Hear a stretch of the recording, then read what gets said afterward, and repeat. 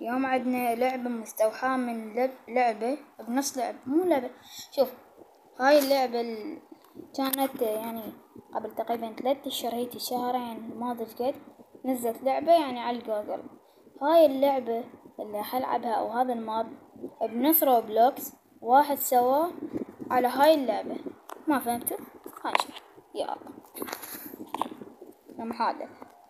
أهلين أخي، أنت قدمت على دور رئيسي بالفيلم اللي شغالين عليه. طبعا ما ضروري أحكي لك قديش هالفيلم مهم بالنسبة لنا. هالفيلم بيزرع قيم الزلومية بالمجتمع، ومهم كتير إنك تكون متقن لدور الزلمة، وما حدا فيه يتقن دور الزلمة إلا الزلمة. فلهيك راح نعمل اختبار ورقي نختبر فيما إذا كنت بالفعل زلمة أو لا. تفضل. أنا ورقة جاوب. اختبار الزلومية، أجب عن الأسئلة بأكثر شكل زلومي ممكن. بسم الله الرحمن الرحيم، يا رب أنجح. هل أنت زلمة؟ نعم. نعم شيخ، صحيح. هل تظن أنك عن جد زلمة؟ نعم.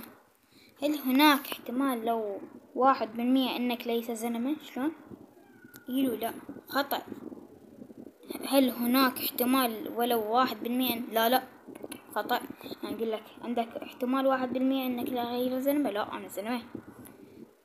هل تظن أن الزلمة يجب أن يكون يدخل؟ لا. ليكون زلمة؟ لا أبد لا.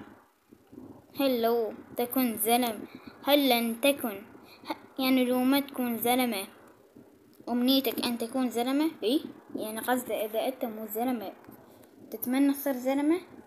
إيه. واو، بصراحة أنا متفاجئ كثير من النتيجة اللي قدامي. فيك تعتبر إن دور بطل فيلم زلمة يزرع قيم الزلومية صار لك. حبيبي. اسمع، حاليا راح نبدأ بأول مشهد.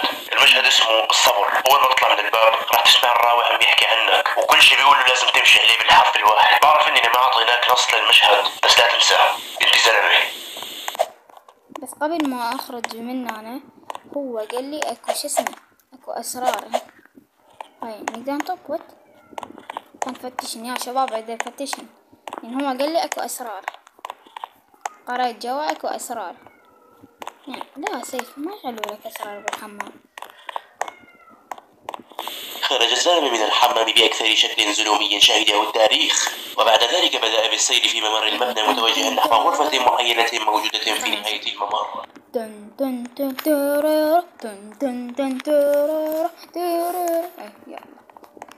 وعندما دخل لها لاحظ أن الغرفة كانت فارغة إلا شوي ففي وسط تلك الغرفة كان هنالك زر مكتوب عليه كلمة انتظر. شو عم تعمل يا زلمة؟ ما أنا زلمة. اسمع، حاليا راح نبدأ بأول مشهد. المشهد اسمه الصبر. أول ما تطلع من الباب راح تسمع الراوي عم بيحكي عنك، وكل شيء بيقوله لازم تمشي عليه بالحرف الواحد. بعرف إني ما أعطيناك نص للمشهد، بس لا تنسى أنت زلمة. يلا. خرج الزلمة من الحمام بأكثر شكل زلومي شهده التاريخ، وبعد ذلك بدأ بالسير في ممر المبنى متوجها نحو غرفة معينة موجودة في نهاية الممر. يعني ما أدري يعني شنو ما يصير إذا هاي انتظر دو انتظر شوي. وعندما دخل لها لاحظ أن الغرفة كانت فارغة إلا شوي ففي وسط تلك الغرفة كان هنالك زر مكتوب عليه كلمة انتظر. وبما أنه زلمة كان الصبر أمرا سهلا بالنسبة له، فالصبر صفة ظلومية بحت. فانتظر الزلمة ثم انتظر ثم انتظر ثم انتظر ثم انتظر. وبهذا يكون الزلمة أثبت أنه زلمة. ما قدرت. حاليا بدنا نصور المشهد اللي بعده، واللي راح يكون بعنوان لا للفضول بما لا يغني العقول. خليك جاهز. في أحد الأيام كان الزلمة يتمشى في أحد الأزقة بطريقة يمكن وصفها بأنه لو رآه رجل عادي لقال أوه ماي جاد، وذلك فقط بسبب كمية الزلومية التي تشرشر منه. صحيح. وفي أثناء سيره لاحظ ذلك الزقاق الذي كان عنده عبارة تقول يمنع الدخول لمن لا شأن له. وبما أنه زلمة ابن زلمة قرر أن لا يدع فضوله يتغلب عليه، وأكمل طريقه. كمل. خلاص صير زلمة. وتشوفوا يا شباب بس نكمل ونروح نشوف. راح نسوي الشغلات نغلط لها. وبهذا يكون الزلمة أثبت أنه زلمة. المشهد هذا راح نغرس فيه قيمة الحكمة. حاول تقدم أفضل أداء عندك. خير الزلمة بين خيارين، كان عليه اختيار أحدهما، إما العلم أو المال. ولكن هذا الخيار أمر بديهي وسهل جدا بالنسبة لأي زلمة، فلذلك ذهب مباشرة نحو باب العلم. ها؟ مال؟ يلا خلنا ناخذ المال. وات؟ شو؟ رجعت بعد؟ يا أخي أريد المال. وات؟ اختفى مرة. يعني جبروك تاخذ العلم. وات؟ هاي فوق. يا أخي شنو هسه؟ إجباري يعني؟ إجباري أخذ العلم يلا. وبهذا يكون الزلمة أثبت أنه زلمة.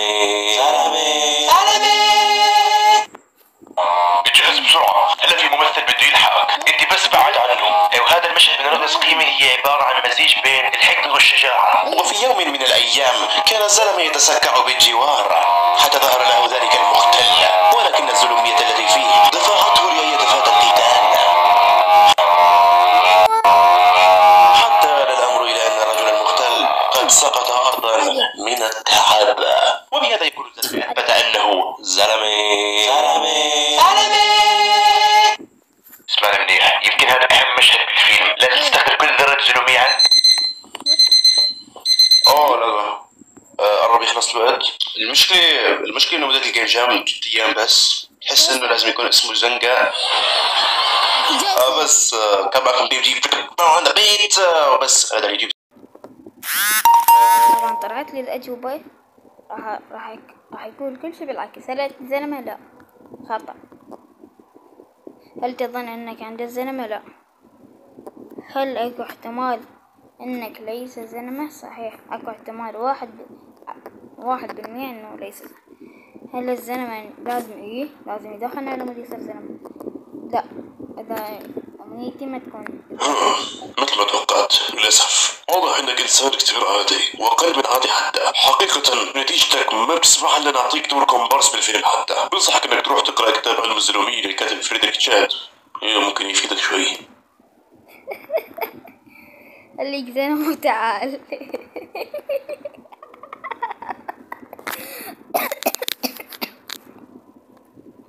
خرابيك.